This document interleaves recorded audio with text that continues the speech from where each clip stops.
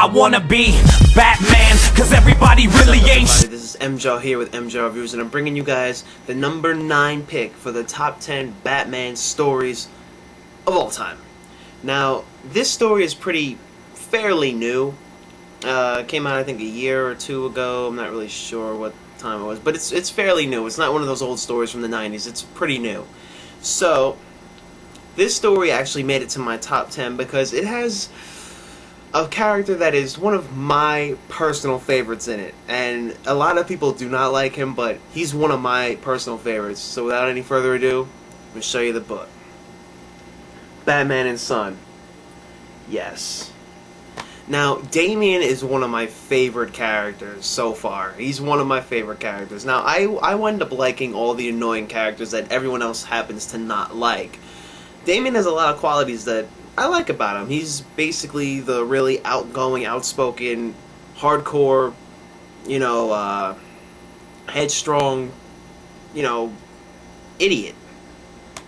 I mean, he doesn't think before he does anything. He just winds up just doing it compulsively because he's from the League of Assassins, and he just wants to start causing massacre and raining chaos and everything. And he's an awesome character. I think he's really cool, especially for the fact that he's a creepy 10-year-old and he can do all that.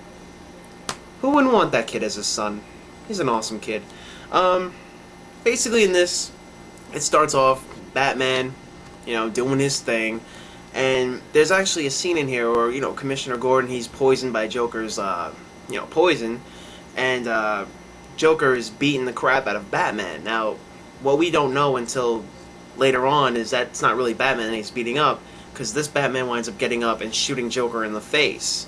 And then later on you see Batman carrying Joker and just tossing his body into the garbage can. I mean, that's pretty ruthless. Then after that, you have Commissioner Gordon talking to Batman.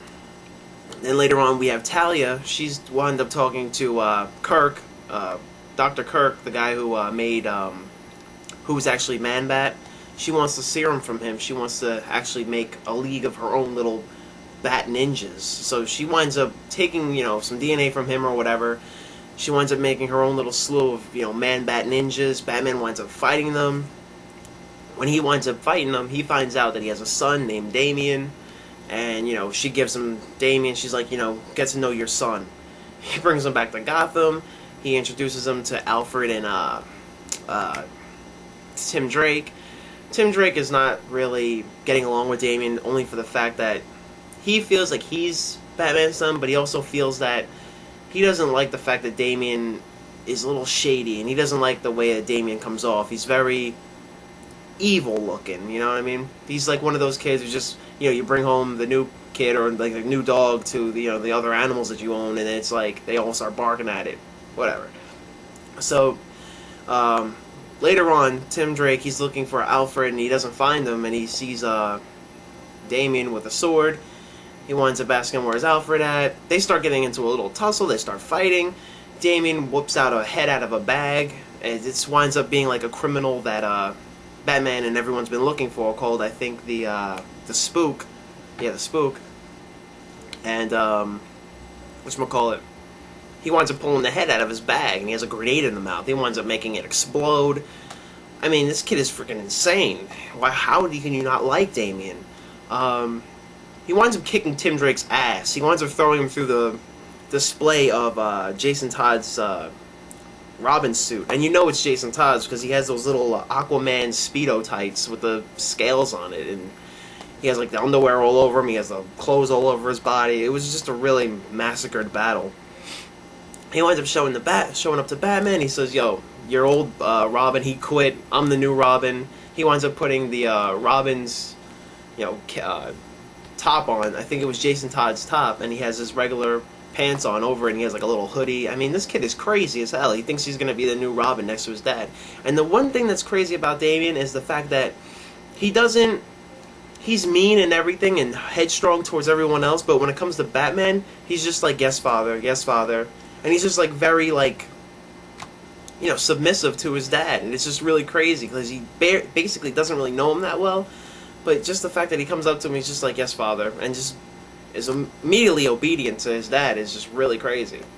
And later on in the story, we wind up seeing the evil Batman, the the Bane Batman. We get the cop Batman, and the future one, which winds up being Damian as like a dream. It's like one of the three ghosts of Batman. It's a really cool scene, especially the one with Bane, where he winds up almost breaking Batman's back again, and he gets really scared from that, because the first time was pretty crazy if you ever read Nightfall. But yeah, I mean, this says a lot in it. It has a lot in it.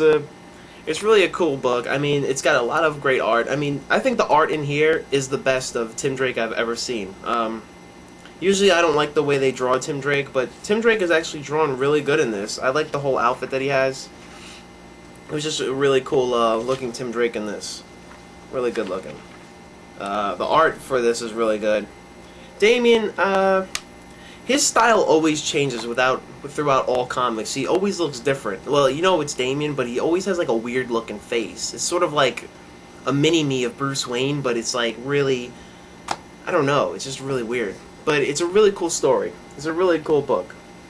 You should definitely pick it up. Definitely read it. It's a fun book to read. You'll definitely enjoy it. Especially the fact that Joker got shot in the face. It just really took me off guard with that part.